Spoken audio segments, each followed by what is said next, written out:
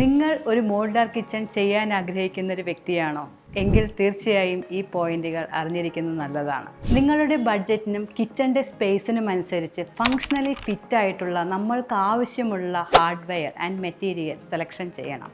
Example like ഇവിടെ ഉപയോഗിച്ചിരിക്കുന്നത് WPC വിത്ത് acrylic ഫിനിഷാണ്. അത് നമുക്ക് ലാമിനേഷൻ ഫിനിഷിൽ ചെയ്യാം. അതേപോലെ തന്നെ പ്ലൈവുഡ് വിത്ത് ലാമിനേഷൻ, PVC, പലതരം മെറ്റീരിയൽ നമുക്ക് അവൈലബിൾ ആണ്.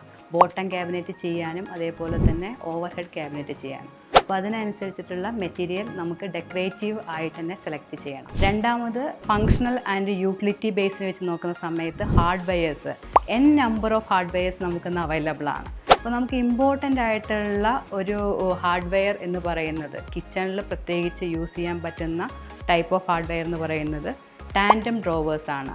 ഇത് പോട്ട് ആൻഡ് പാൻ എന്നെല്ലാം പറയും. അപ്പോൾ ഇത് നമുക്ക് പല മെഷർമെൻറ്റിൽ അവൈലബിൾ ആണ്. അപ്പോൾ ഇതിൻ്റെ ഉള്ളിൽ നമുക്ക് ഇതേപോലെ സ്പൂണെല്ലാം വെക്കാൻ വേണ്ടിയിട്ട് കട്ട്ലറി ട്രേ എന്ന് പറയും. അതേപോലെ തന്നെ നമുക്ക് ഈ 2 tandem drawers pot and pan എല്ലാം വെക്കാൻ വേണ്ടിയിട്ടാണ് ഇത് നമ്മൾ വെച്ചിരിക്കുന്നത്. അതേപോലെ തന്നെ നെക്സ്റ്റ് ഒരു ഹാർഡ്വെയർ എന്ന് പറയുന്നത് ഇതേപോലെ ഓയിൽ പുൾ ഔട്ടാണ്. ഇത് നമുക്ക് ഒഴിച്ചുകൂടാൻ പറ്റാത്ത ഒരു ഹാർഡ്വെയർ ആണ്.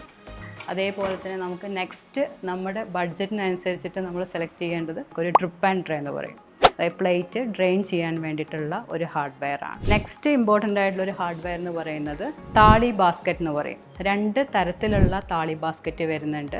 നമുക്ക് ഈ സ്റ്റീൽ പ്ലേറ്റുകളെല്ലാം കുറച്ച് വലുപ്പത്തിൽ ഉള്ള സ്റ്റീൽ പ്ലേറ്റുകൾ കീപ്പ് ചെയ്യാൻ വേണ്ടിയിട്ടാണ് ഇതേ രീതിയിലുള്ള താളി ബാസ്ക്കറ്റ് നമ്മൾ ഉപയോഗിക്കുന്നത്. അതേപോലെ പ്ലെയിൻ ആയിട്ട് നമുക്ക് വെക്കാൻ വേണ്ടിയിട്ട് ഇതേ രീതിയിലുള്ള ബാസ്ക്കറ്റുകൾ നമുക്ക് ഉപയോഗിക്കാനുണ്ട്. അതേപോലെ തന്നെ ഈ ഒരു 60 സെൻറ്റിമീറ്റർ വരുന്ന വിഡ്ത്ത് വരുന്ന ഈ ഒരു കൗണ്ടർ ടോപ്സിൽ ഈ യൂണിറ്റിൻ്റെ സ്റ്റാൻഡേർഡ് ഹൈറ്റ് സാധാരണയായി കൊടുക്കാറുള്ളത് 83 to 85 സെൻറ്റിമീറ്റർ ആണ്. പിന്നെ മെയിനായിട്ടുള്ള ഒരു കിച്ചണിൻ്റെ അട്രാക്ഷൻ എന്ന് പറയുന്നത് പ്രൊഫൈൽ ഹാൻഡിൽസ് ആണ്. ഈ ഒരു പ്രൊഫൈൽ ഹാൻഡിൽസിനെ ഗോള ഹാൻഡിൽസ് എന്ന് പറയും. ഇതും ഡിഫറെൻറ്റ് ടൈപ്സിൽ ഇന്ന് അവൈലബിൾ ആണ്. ഇവിടെ ഉപയോഗിച്ചിരിക്കുന്നത് C ടൈപ്പാണ്. J ടൈപ്പ്, G ടൈപ്പ് എല്ലാം നമുക്ക് അവൈലബിൾ ആണ്. അപ്പോൾ ഇങ്ങനെയൊക്കെ ഉപയോഗിക്കുന്ന സമയത്ത് ടെക്നിക്കലി അതേപോലെ അറിഞ്ഞിരിക്കണം. നമുക്ക് ഓരോ ഹാർഡ്വെയറുകളും പ്രൊഡക്റ്റ് സെലക്ഷനെ ബേസ് ചെയ്തിട്ടാണ് ചൂസ് ചെയ്യേണ്ടത്. മെയിനായിട്ട് നമുക്ക് ഇതേപോലെ ഹോബ് ആൻഡ് ഹുഡിൻ്റെ സെലക്ഷൻ എല്ലാം വരുന്ന സമയത്ത് ഹോബിൻ്റെ വിഡ്ത്ത്, അതിൻ്റെ ലെങ്ത്ത്, അതേപോലെ തന്നെ ടോട്ടൽ നമ്മുടെ കൗണ്ടർ ടോപ്പിൻ്റെ വിഡ്ത്തിനെ പ്രൊപ്പോർഷനേറ്റ് ആയിട്ട് വേണം നമുക്ക് സെലക്ട് ചെയ്യാൻ. അതേപോലെ തന്നെ ബേർണർ കപ്പാസിറ്റി, ഇതിപ്പോൾ 3 ബേർണർ സ്റ്റൗവാണ് നമ്മളിവിടെ ഉപയോഗിച്ചിരിക്കുന്നത്. ഓരോ ബേർണറിനും ഓരോ കപ്പാസിറ്റി ആയിരിക്കും. മാക്സിമം കപ്പാസിറ്റി എന്ന് പറയുന്നത് 3.5, 2.5, 1.5, 0.75 വാൾട്ടിൽ വരുന്നുണ്ട്. അപ്പം നമ്മുടെ ആ ഒരു കുക്കിംഗ് കപ്പാസിറ്റി എങ്ങനെയാണെന്ന് നോക്കിയിട്ട് വേണം ഈ ഒരു ഹോബ് സെലക്ട് ചെയ്യാൻ.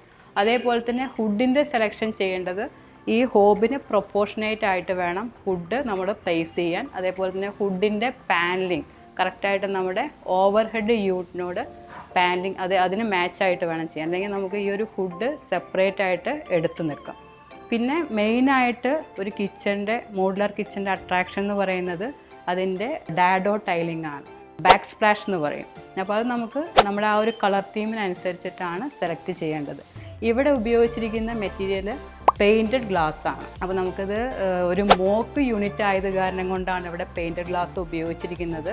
ടഫൺ ചെയ്തിട്ടുള്ള പെയിൻറ്റഡ് ഗ്ലാസ് നമുക്ക് നമ്മുടെ കിച്ചൺ ഉപയോഗിക്കാൻ പറ്റും. അല്ലാതിരുന്ന് കഴിഞ്ഞാൽ നമ്മുടെ ഈ ഒരു ചൂട് വരുന്ന സമയത്ത് അത് ക്രാക്കായി ഡാമേജ് ആവാനുള്ള ചാൻസ് കൂടുതലാണ്. നെക്സ്റ്റ് വരുന്നത് നമ്മുടെ ഈ ഒരു കോർണർ സ്പേസ്. അപ്പോൾ മാക്സിമം നമുക്ക് ബഡ്ജറ്റ് കുറവാണെന്നുണ്ടെങ്കിൽ നമുക്ക് ഈ ഒരു കോർണർ സ്പേസിൽ ഹാർഡ്വെയർ കൊടുക്കേണ്ട ആവശ്യം വരുന്നില്ല. ബഡ്ജറ്റ് ഉണ്ട് എന്നുണ്ടെങ്കിൽ നമുക്ക് മാക്സിമം യൂട്ടിലിറ്റി കിട്ടാൻ വേണ്ടിയിട്ട് ഇതേപോലെ കോർണർ കറോസിൽ കൊടുക്കാൻ പറ്റും.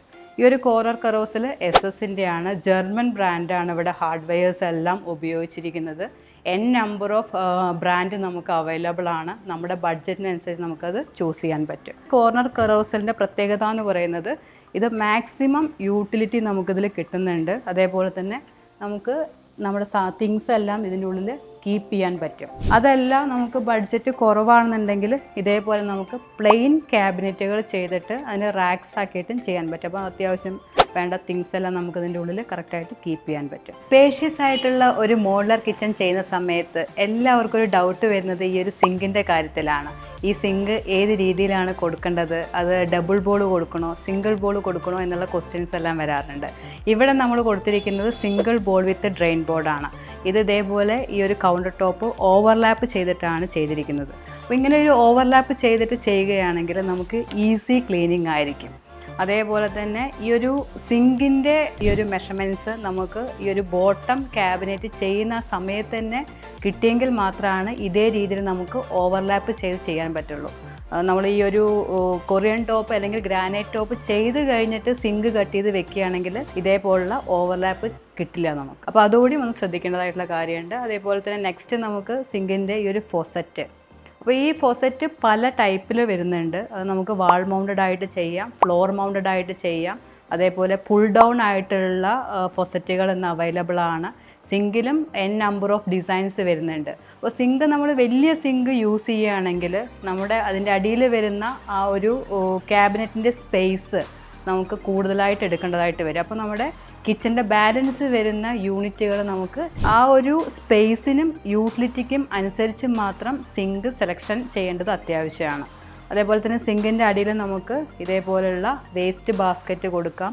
അതേപോലെ ഡിഷ് ഡ്രെയിനർ നമുക്ക് കൊടുക്കാം. അത് ചെറിയൊരു ഹാർഡ്വെയർ ആണ്. പിന്നെ ഇൻബിൽട്ടായിട്ട് വരുന്ന നമുക്ക് വാട്ടർ പ്യൂരിഫയർ ഉണ്ട്. ആ പ്യൂരിഫയർ കൂടിയിട്ട് നമുക്ക് കൊടുക്കാം. ആൻറ്റി ഗ്രാവിറ്റിയിൽ വർക്ക് ചെയ്യുന്ന വാട്ടർ പ്യൂരിഫയർ. പിന്നെ വേസ്റ്റ് ഡിസ്പെൻസർ, നമുക്ക് വേസ്റ്റ് ഗ്രൈൻഡർ എന്ന് പറയും.